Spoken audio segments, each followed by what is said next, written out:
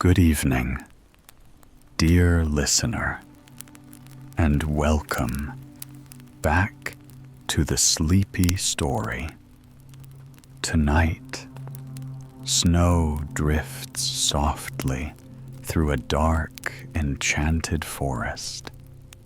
Candlelight flickers warmly behind cottage windows, and somewhere deep among the trees, an old fairy tale quietly begins once more. So now, allow your breathing to slow. Let your shoulders soften and leave the worries of the day gently behind. Because tonight, we journey into a world of magic mirrors, forgotten kingdoms, quiet woodland paths, and hidden little homes tucked beneath the shadow of ancient trees. Tonight's story is Snow White and the Seven Dwarves, a timeless fairy tale of kindness, loneliness, danger, and gentle wonder. A story where winter forests whisper softly in the night, where dwarves return home beneath lantern light, and where even in darkness, hope continues to glow warmly beside the fire. So get comfortable now. Close your eyes if you wish. Listen to the distant wind, the crackling hearth, and the quiet rhythm of this ancient tale. And together, let us drift slowly into the world of fairy tales. Our story begins. Picture a storybook castle nestled deep in the forest, where magic is used for both good and ill. This is where our story begins. Long ago, in a kingdom blanketed by winter snows, a queen sat thoughtfully by her window as she watched the flakes drift lazily to the ground. She thought to herself that she had almost everything in the world she could ask for: a loving husband, beautiful home, and kind and faithful servants. There was just one thing missing in her life, and that was a child gazing across the castle gardens. She saw a sparkling expanse of white edged by the mysterious darkness of the forest. In a moment of fancy, she whispered her wish to the sky. She yearned for a sweet baby girl who would have skin as white as the snow and hair as black as ebony. And her mouth, the queen thought, would be like the bud of a sweet red rose. This wish made its way out into the world. And since it was a more magical time and place, her plea was heard, and her dream came true. Not long after, she held in her arms a perfect daughter. She told the king that they would call the infant Snow White, for it was the winter that had worked its magic to make their dreams come true. Unfortunately, just a few years later, the good queen passed away, and the king was left alone with his precious daughter. He was heartbroken, but he tried his best to be a good father, and the little girl continued to grow and thrive in his care. And what a joy Snow White became. She was an extraordinarily beautiful child, but more importantly, she was naturally curious, good, and kind, where other princesses might have become spoiled. Little Snow White was more likely to be found befriending the housemaids or following the gardener. She often chattered away at the servants while they allowed her to help them with light tasks. The castle was her entire world. The king was a good man, but he was also young, and he didn't take well to a solitary life. Eventually, he became entranced by the widow of one of his courtiers.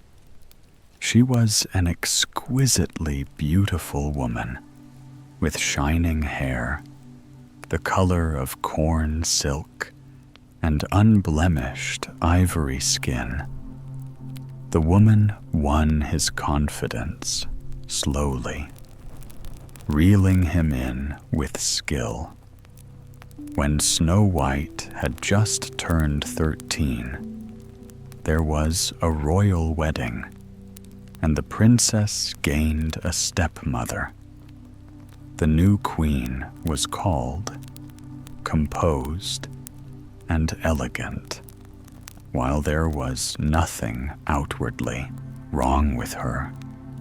The servants confessed quietly to each other that they felt a sense of unease descend upon the castle. With her arrival, even the little breezes that whispered through the corridors took on a new darkness. The mood of the court became one of watchfulness and shadows. The new queen had made a great show of doting upon Snow White before her marriage. In full sight of the king, she took care to exclaim about the girl, praising her looks, her cleverness, and her sweet disposition. But once the nupts had passed, and she had the crown firmly upon her lovely blonde head, her treatment of the princess changed to be certain. She never revealed her uncharitable feelings to her new husband, who was completely oblivious to such matters. But privately, the queen began speaking sharply and unsympathetically to Snow White. You see, even though her stepdaughter was still a child, the woman sensed that Snow White was a beauty. Furthermore, she found the girl to be an intolerable distraction for the king, whom she felt should be paying all of his attention to his new wife. Although he showered her with glittering jewelry and lavish gowns, the wicked queen was fixated on establishing her place very quietly. In small ways, she sought to diminish the princess, refusing to have new clothes made, and neglecting to oversee her education. It was as if she wanted Snow White to slowly fade away while her own star ascended with no tutors or other distractions. Snow White began to spend more and more time with the servants. Soon the queen was ordering her to complete some of their tasks. In this way, bit by bit, Snow White became a glorified housemaid herself. It happened so gradually that with all the cares of his position, her distracted father noticed nothing. Although she managed to humble Snow White in completely ordinary ways, the queen also had a powerful secret unannounced to her husband. She was skilled in the darkest arts of magic. She used her skills sparingly and always to her own advantage, in order to ensure that she was always the most desirable woman at court. She consulted a magic mirror from time to time. The king thought it a completely ordinary thing, but when he was away in the depths of the night, she would sometimes stand before the mirror and say, "Looking glass, looking glass on the wall, who is the fairest of us all?" At this, the mirror would fill with dark, swirling mist, and a wizened voice would be heard responding, "Thou, O Queen, art the fairest of all." Smugly, she would then dismiss the spirit in the mirror and retire for her beauty. Rest matters continued like this until the day of Snow White's 16th birthday. There had been no lavish party, but the girl's father had insisted on a fancy court dinner.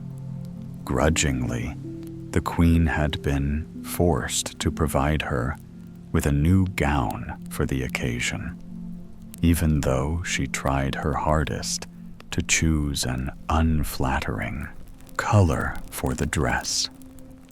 Her stepdaughter had nonetheless looked absolutely radiant.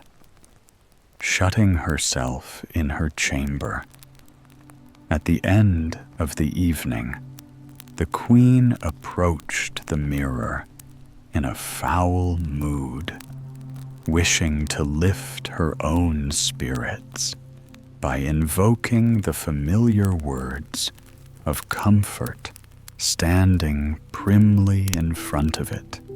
She said, looking glass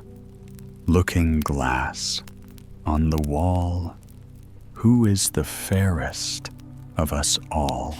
But this time, to her distress, the answer was a new one. "My queen, your beauty still shines bright, but the fairest is Snow White." The queen was surprised by this pronouncement. Yet, as she stood in front of the glass, she knew in her heart that she'd seen this day coming for many years. Pacing her room, in anger, she came to a decision. Snow White would have to go, and she would make sure that it happened as soon as possible. Getting rid of the girl seemed childishly simple, while the king was away on business. She would send the princess off into the woods and have her left there to perish. By the time her husband returned and launched a search for her, it would be too late, and only bad luck would be to blame. Using her skills, the queen enchanted one of the kitchen maids, instructing her to lure Snow White into the depths of the forest on the pretense of seeking herbs.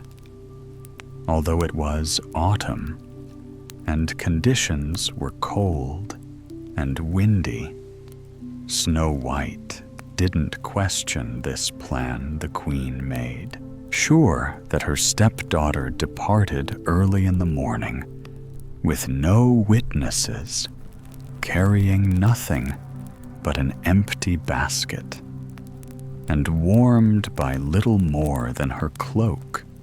She and the maid were mounted on a single horse, which would carry them as far away as possible before speedily returning home, with the spellbound M as its only remaining rider. The queen watched the unwitting pair as they left the castle gates. Then, from a higher tower, she followed them with her eyes, until they vanished into the canopy of the forest, its branches waving in the autumnal winds as they did.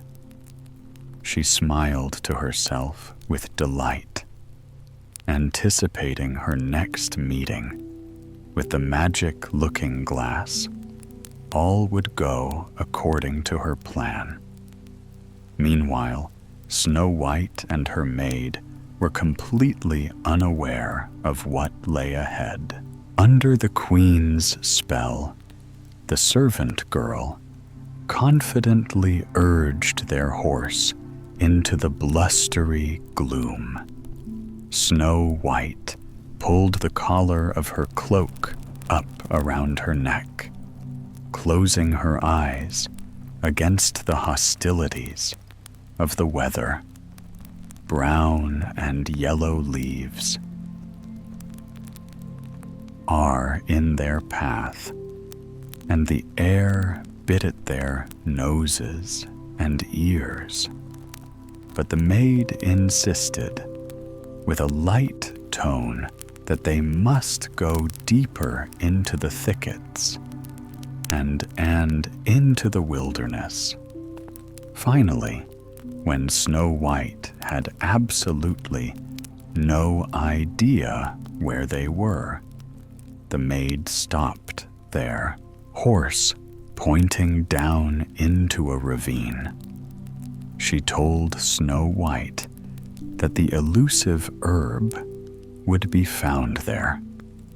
The princess looked at her dubiously, but she'd always had her trust rewarded by the servants, so she dismounted the horse, took the basket, and plunged downwards into the brush.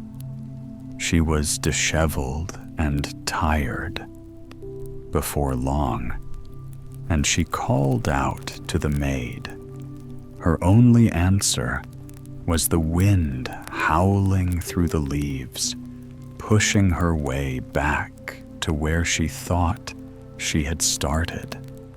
She realized with dismay that the maid was nowhere to be found, fighting a rising nervousness.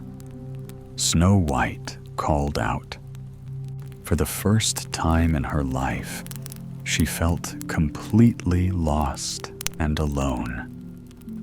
The afternoon became a blur as she plunged aimlessly through the forest. eventually dropping her empty basket as she became increasingly tired and exhausted. She felt like she was walking in circles. Her fingers and toes became numb, and eventually she was overcome by a feeling of hopelessness. Just when she thought she couldn't go another step, she spotted what appeared to be a cabin up ahead. Wiping the frozen tears from her eyes, she renewed her energy, pushing through the scratching branches until she emerged in a clearing. The windows of the little house were dark, but she still knocked on the door. Although she had been raised with good manners, when nobody answered, she nonetheless pushed the door open. She had to find shelter, or she knew she would not last. The night when she first entered the cabin, she could not make out the interior. The fireplace was cold and dark. However, as her sight adjusted, she could see that she was standing in what appeared to be a bunkhouse. There was a long table down the middle with 3 seats on each side, and one at the end. Along the back wall of the cabin, there were 4 identical beds, and next to the door in the front of the cabin, there were 3 more. All 7 of the beds were unmade, and there were crumbs and used plates standing about on the table, along with half a loaf of bread. If someone still lived here, they were not concerned with tidiness, she reflected. She wanted very much to warm herself, so she used the wood pile next to the hearth to start a fire once she had a cheerful blaze FL flickering, and her fingers were tingling with life. Her gaze fell upon the loaf of bread. Until that moment, she had not realized how hungry she was, but she had not had a morsel to eat since leaving the castle. That morning, it seemed she thought Ruli a lifetime ago, unable to resist the temptation. She used a bucket of water to wash a set of utensils, and then hastily cut herself a thick slice of bread, sinking into one of the chairs, which were all oddly small. She ravenously consumed the delicious slice, slumping her shoulders with relief, then peering in. A nearby picture, she saw that it contained some water. She drank it dry, with her stomach full, and the warmth of the fireplace relaxed. In her, Snow White suddenly felt overcome with drowsiness. Faintly, she thought how she absolutely must rest her eyes for a little while, casting her eyes thoughtfully to one of the beds. She pondered, just laying her head down for a few minutes. She gingerly laid herself on top of the covers, reasoning that it was the most polite way to nap, without an invitation. Then, almost instantly, she sank into a deep, dreamless sleep. Late in the night, the 7 travel-weary owners of the little beds and the little chairs returned home and opened the door. They found a dying fire in the hearth and a strange girl sleeping on one of their mattresses. One by one, a group of stalwart dwarves trooped into the room and then stared in amazement at the sight before them. Whispering amongst themselves, they decided the girl was harmless and that they would not wake her. Instead, they retired with one dwarf sleeping in front of the hearth, and they waited for more. The dwarves were all awakened by a soft exclamation. Many hours later, sunlight danced through the small windows of the house, and the strange girl was sitting up on the bed with her hands covering her mouth. In surprise, eyes rubbing the sleep from their eyes. They rose from their pallets and looked at her in puzzlement. Then the boldest among them spoke.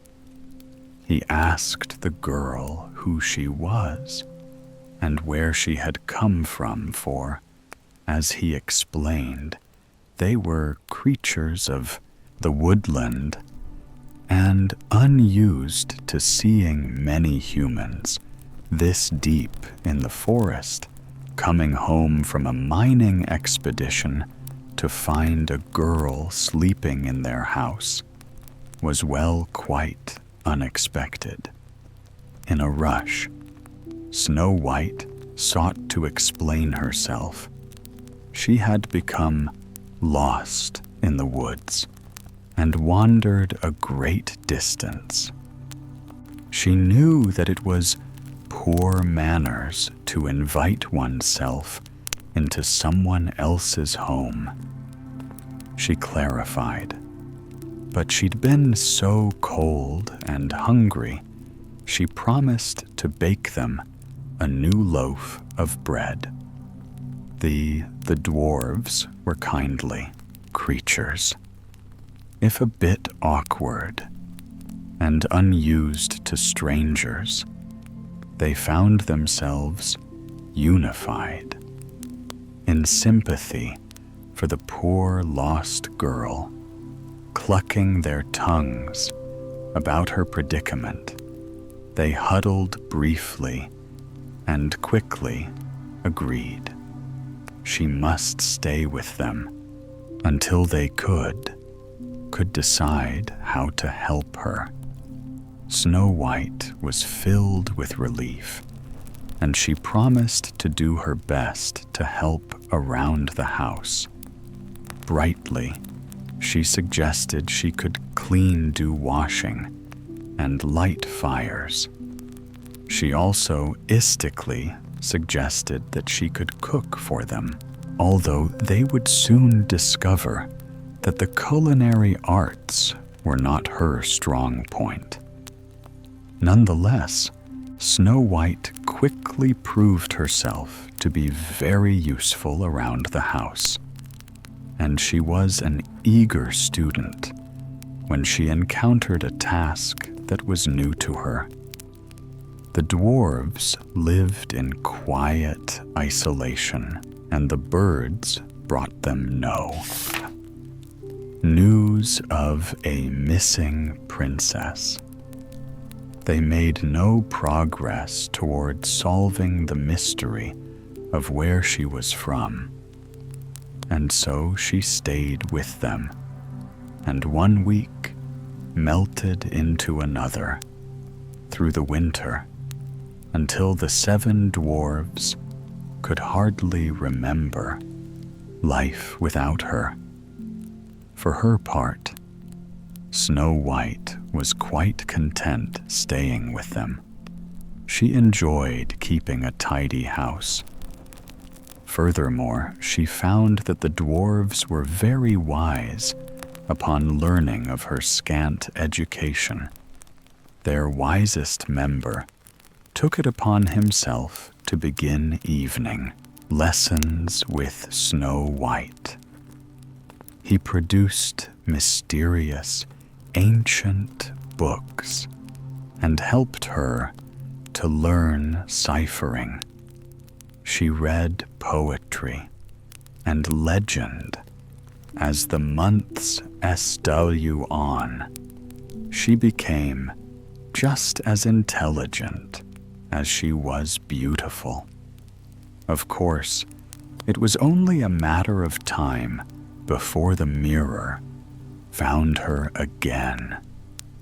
A couple of months after the girl had been banished, the queen again stood before the magic looking-glass carelessly. She recited the familiar words, looking-glass, looking-glass, on the wall. Who is the fairest of us all? She was amazed when it said, my queen. Your beauty still shines bright, but the fairest is Snow White. At these words, the queen was livid. She knew at this moment that the princess had somehow survived, and she was determined to find her.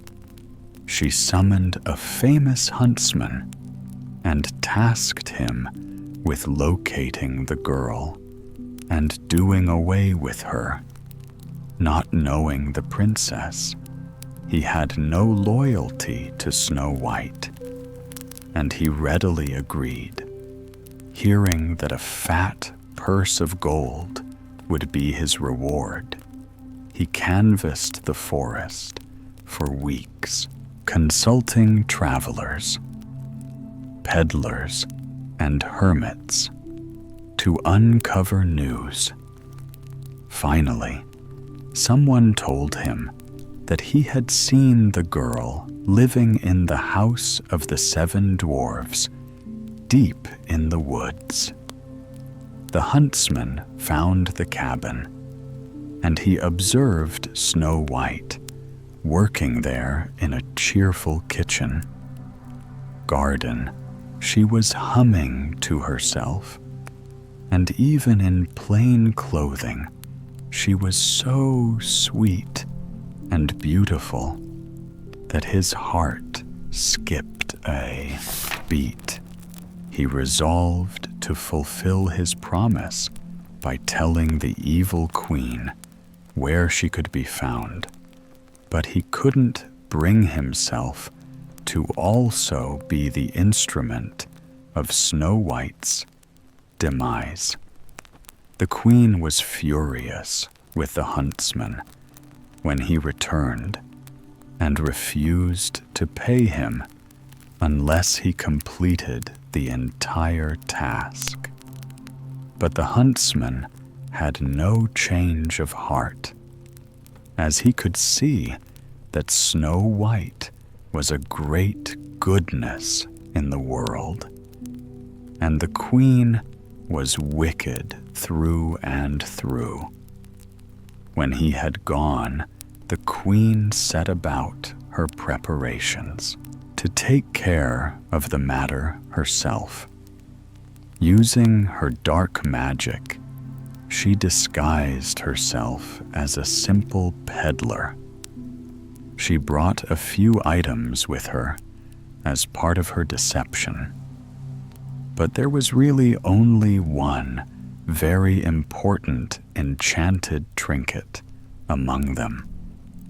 It was a pretty hair comb that was stopped with little sparkling gems. She cast a spell upon it, so that anyone who put it in their hair would fall into a deep sleep, eventually succumbing to death. Then, under the cover of darkness, she left the castle with the huntsman's directions to guide her.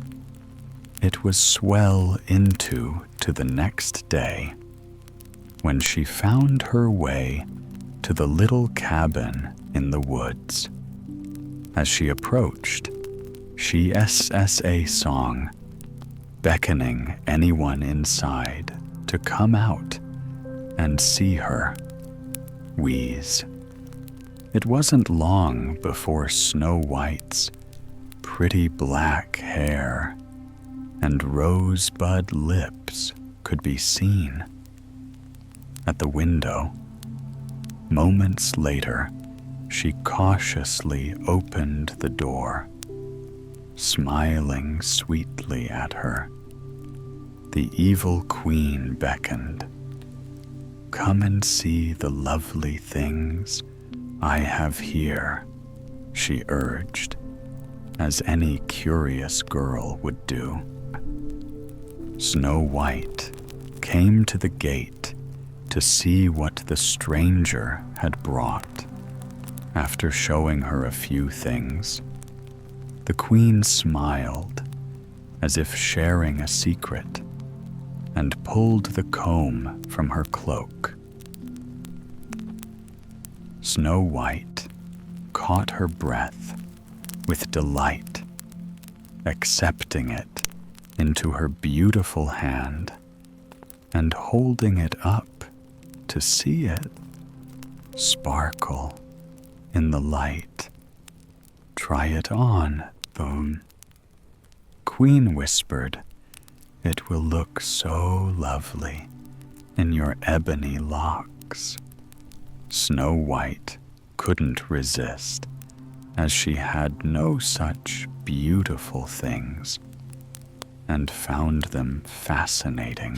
She inserted the comb in her hair, turning to look at herself in the reflection of the cottage window. But before she could see her reflection, she was overcome by darkness, as if sinking down into the waters of a well. She crumpled to the ground, lying seemingly lifeless in the grass, laughing with triumph. The queen turned and walked away. She had accomplished her goal. It was many hours later when the dwarves returned from their labor in the hills. When they did, they found the girl in the front garden, lying in a heap upon the path.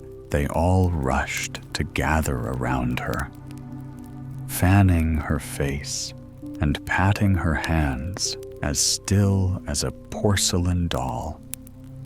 She showed no signs of life. Nonetheless, they held out hope as they turned her head this way and that. One of the dwarves noticed the trinket in her hair. He commented that he did not remember ever noticing it before furrowing his brow. The wisest of the dwarves reached over and tugged the comb loose, allowing a thick wave of hair to fall down on her pale cheek. Within moments, Snow White's dark lashes fluted and her eyes opened, looking around at the dwarves in wonder. Sitting her gently upright, they peppered her with questions. What had she been doing? How had she become faint? Innocently, she related the tale of the traveling peddler and explained how she had accepted the comb. Then, in confusion, she added that she was surprised the woman had left her like that without even taking payment. All eyes in the cluster of dwarves turned to the item in question. There could be little doubt among them that Philin was afoot. As they helped her into the cottage, plying her with water and food, and urging her to rest, the dwarfs whispered and muttered amongst themselves. Later, when the excitement was past, they counseled her earnestly not to accept items from strangers. Again, they knew now that someone had been looking for their princess, and that they might come again. They would all need to be more vigilant in the future, they said, and Snow White would have to be very careful. Wide-eyed, the girl nodded and solemnly promised that she would not be so trusting next time as it happened. Only a few days passed before her new resolutions were tested.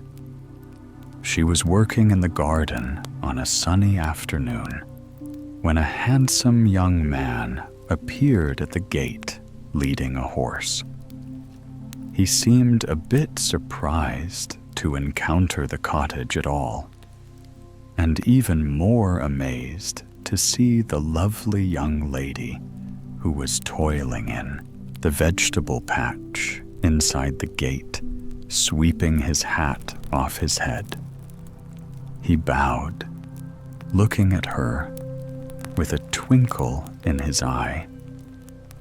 He introduced himself, explaining that he lived not too far away and that he was out visiting near nearby villages.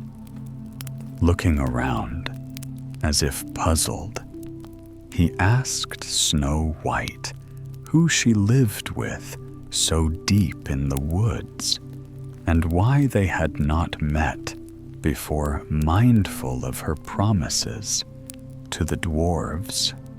She answered the charming traveler, somewhat evasively.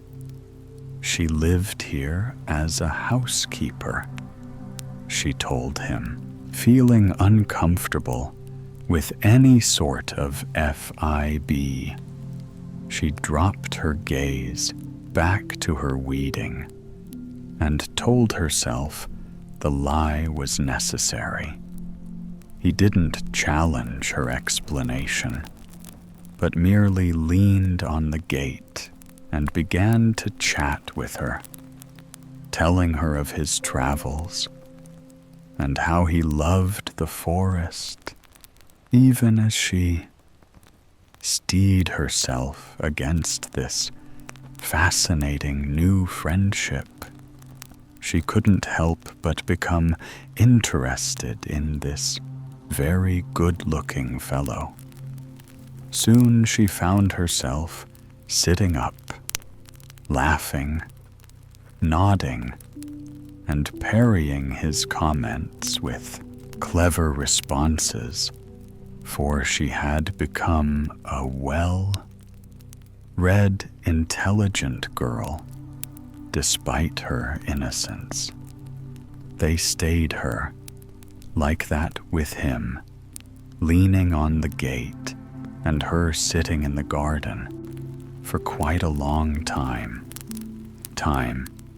It was only when the S grew lower in the sky that she realized the dwarves would be coming home soon, and she felt sheepish, admitting to them that she had been talking with a stranger. The young man sensed her unease and knew it was time to go, so he swept her a low bow and said he thought he might be passing by again soon. This was his plan now, because Snow White was simply the most enchanting girl he'd ever met.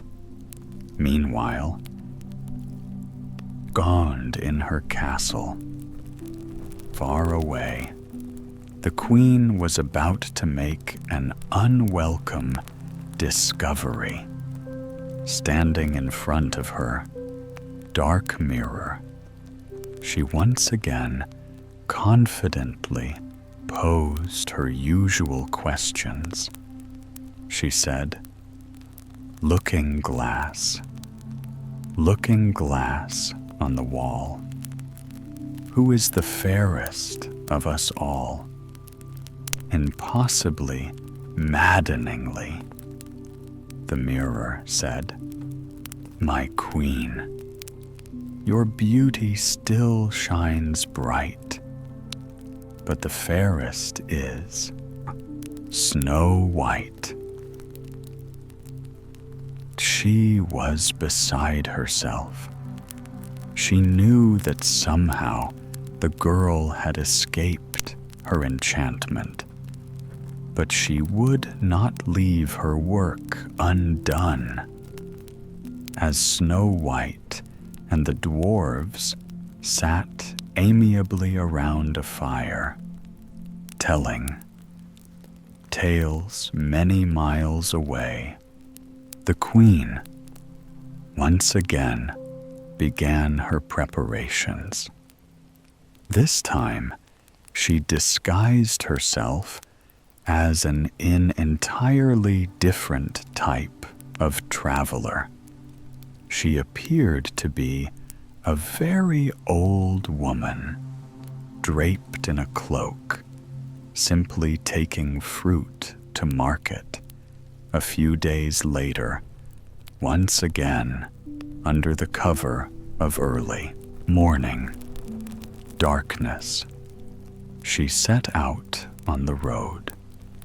This time she knew the way by heart, and she steadily made progress towards the cabin belonging to the 7 dwarves.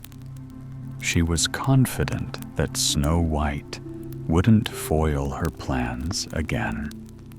The girl was outside, hanging the washing, when the woman passed by the queen. Loathed the sight of her, with her shining dark hair and her youthful step. She watched the girl happily humming to herself, hanging one little brown shirt after another in the sun to dry, when the old crone called out to her. The princess stopped singing abruptly and turned, showing a guarded expression. "How very hot it is out here," the queen said to the girl. "You must be in need of refreshment." Snow White shook her head vigorously. She would not trust this strange old woman, even though she was not the same one as before. Undeterred by her resistance, the queen reached into the depths of her basket full of fruit. She plucked the most perfect, juicy-looking apple from its center and held it up for Snow White to see. Then she offered it to the girl. Snow White refused, saying that she was most obliged, but could not accept food from a stranger. The old crone clucked her tongue sympathetically and laughed in a friendly way, holding up her finger. She told the girl she had a solution. Drawing a small knife from her pocket, she sliced the apple neatly in two, showing Snow White the inside. Then she took a large bite from one half, taking care to openly salve her its delicious, juicy flesh. She could see the hesitancy draining away from the girl as her young eyes fixated on the apple. Snow White walked slowly to the gate, convinced by the Queen's performance. Smiling gratefully, she took the other half of the rosy fruit. After all, the woman had eaten it herself. What harm could it do, she thought. But she did not know. It was possible to enchant exactly half of an apple, tainting it with a spell that would eventually send her to an eternal rest. So it was that Snow White took a dainty bite out of her half of the perfect-looking apple. And once again, still as death in the garden, feeling a righteous sense of victory, the Queen turned and disappeared back into the forest. She was sure that this time she was finally free of her arrival. It was many hours before the 7 dwarves came trudging home. When they did, they were dismayed to see Snow White lying in the path, hurrying to surround her. They attempted to revive her, pleading with her to awaken, wise to the Queen's former tricks. They turned her head this way and that, seeking a hair ornament. But they found nothing. With tears in their eyes, they whispered amongst themselves, trying to think of a solution to no avail. One of the dwarves commented sadly that they could not leave her there. Like that on the ground, they all agreed, and sober stood lifting her on the count of 3. For even though they were very strong, she was quite a lot taller than they. Slowly, they moved her inside the cottage. As they neared the first bed, one of the dwarves tripped, and she was awkwardly dumped onto the mattress on her side as the dwarves broke out in bad-tempered reproofs of one another. Something amazing happened. Snow White coughed and sat up, putting her hand to her throat. The dwarves instantly ceased their bickering and turned to look at her in amazement. Her flushed cheeks and rosy lips showed that she was once again vibrant and awake. Their clumsy handling had somehow dislodged the poison apple from her throat, and she had escaped her fate for a second time. When she was feeling better, she got a very stern lecture Shame-faced, she admitted her error. She explained that the woman had tasted the apple right in front of her. How could she have known?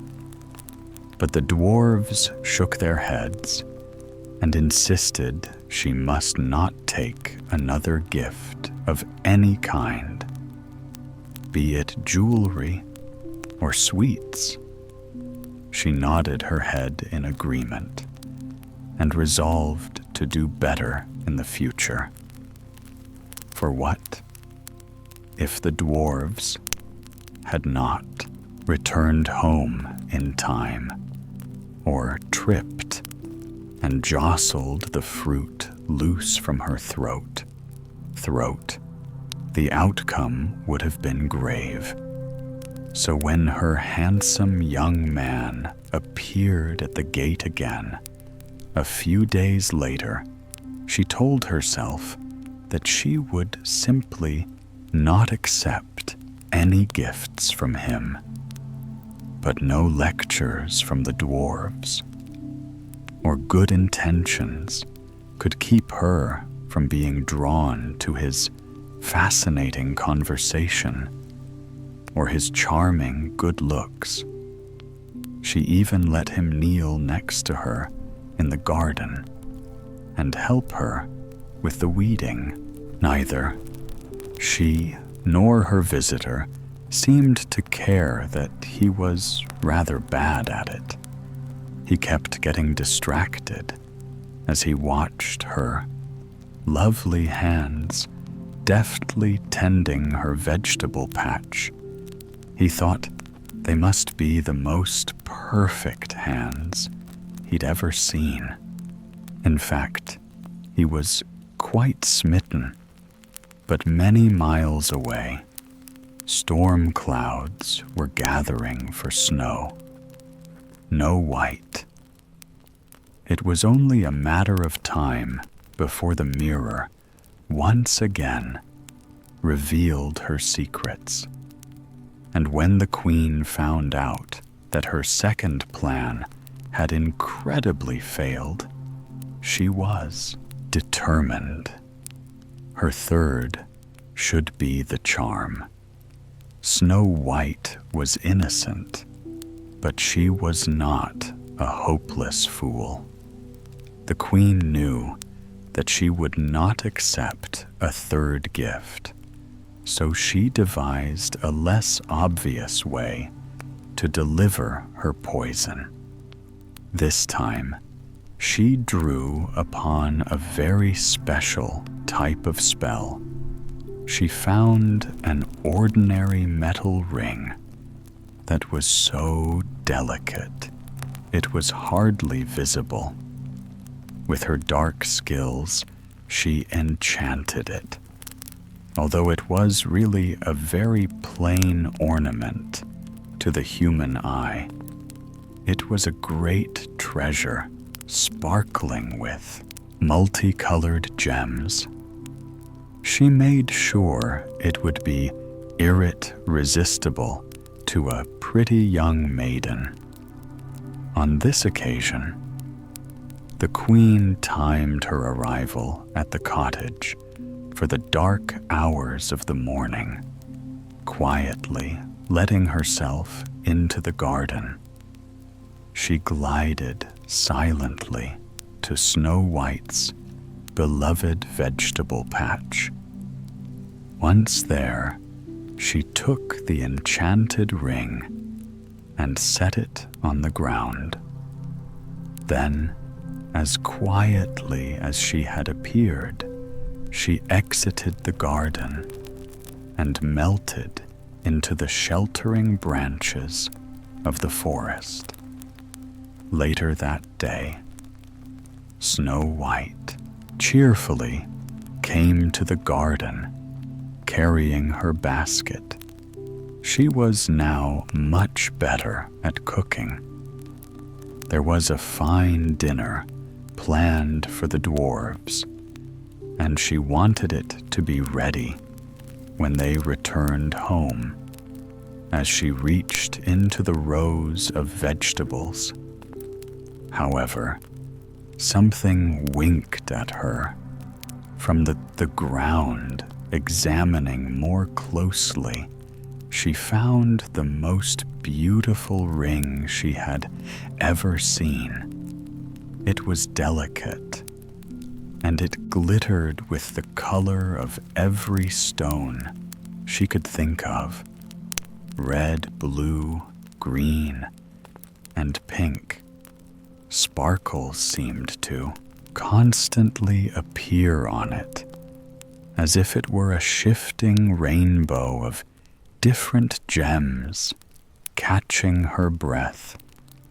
With delight, she picked up the trinket, and before she could even think about its provenance, she slipped it on her finger. Instantly, she fell to the ground. Once again, Snow White appeared lifeless, and that is how she stayed. For many hours, as it happened, the dwarves came home early. That day, they had finished their work sooner than usual, and were looking forward to a leisurely evening at home. But to their dismay, they found Snow White had once again fallen victim to a ruse gathering around her. They tried everything. They searched her ebony locks for jewelry. They turned her over and jailed her in case she had eaten something. But it was useless.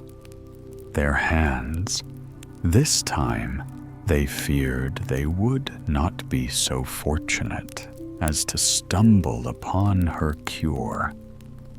Just then, her charming young man appeared at the gate.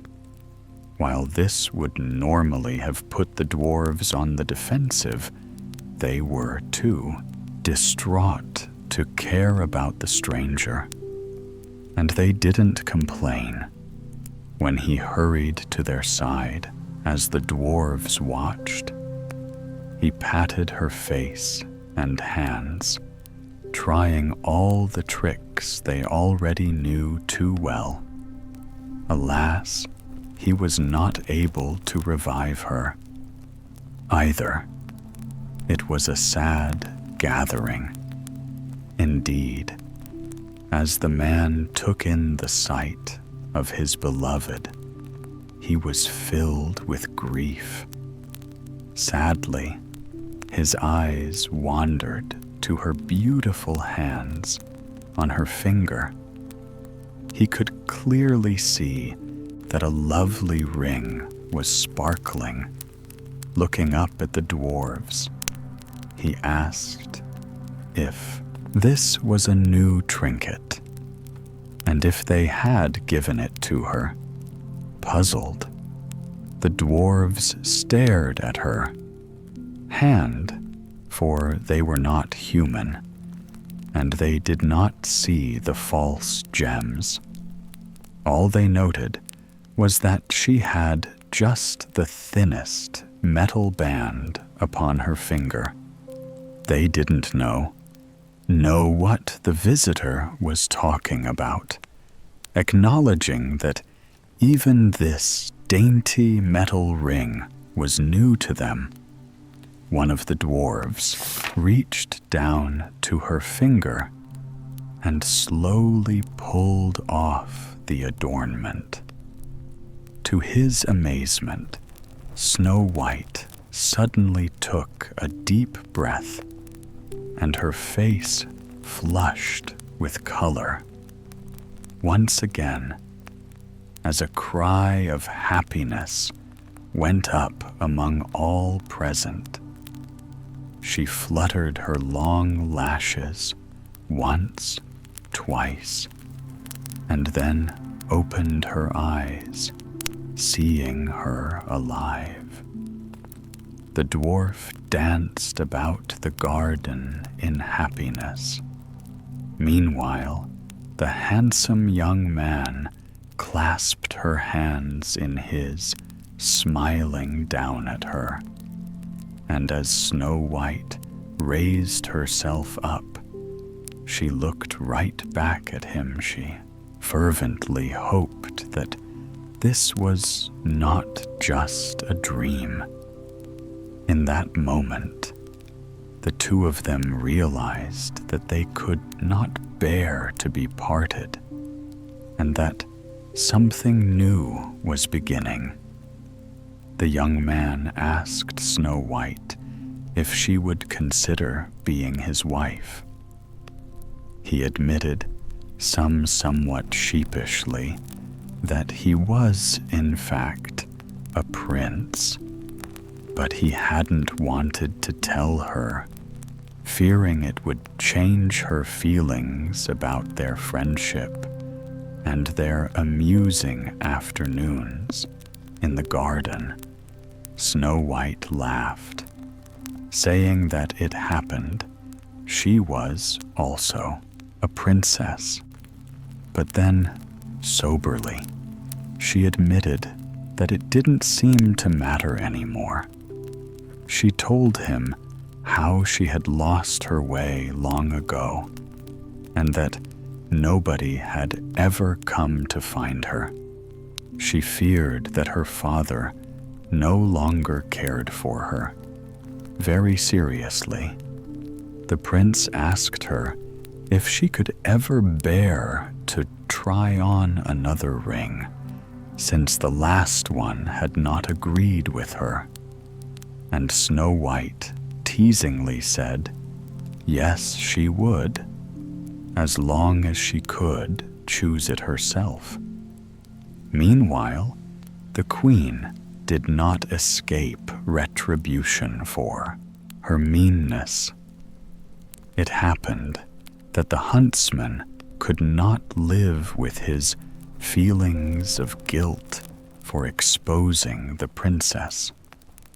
He went to the king and told him of the entire plot and of the queen's treachery. In short order, the king had been led to his daughter and was rejoicing to find her alive and well. And so it was that Snow White remained the fairest in the land, and she got her prince as well. They had a joyful wedding, attended by everyone in the kingdom who wished to come, except, of course, the queen who was not invited, and they lived happily ever after. And now, dear listener, our fairy tale slowly comes to an end. The candles burn low within the cottage. The forest grows still beneath the falling snow, and the old kingdom drifts quietly into the silence of the night. The dwarves have returned safely home.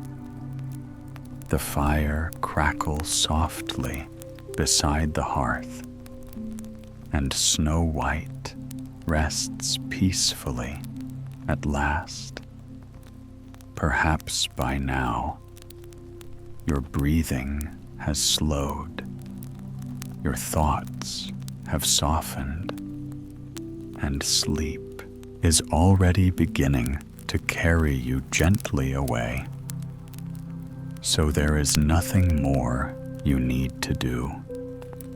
No more forests to wander, no more spells to fear, no more poisoned apples waiting in the shadows.